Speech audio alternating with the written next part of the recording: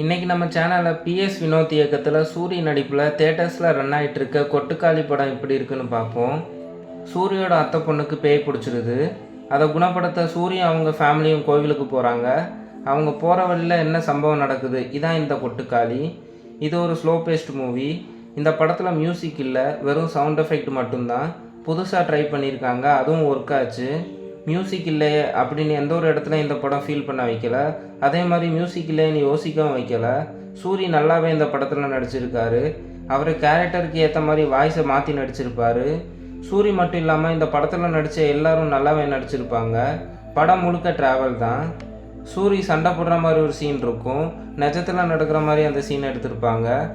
படம் ரொம்ப ரொம்ப ஸ்லோவாக தான் போகும். நிறைய இடங்களில் போர் அடிக்கும்.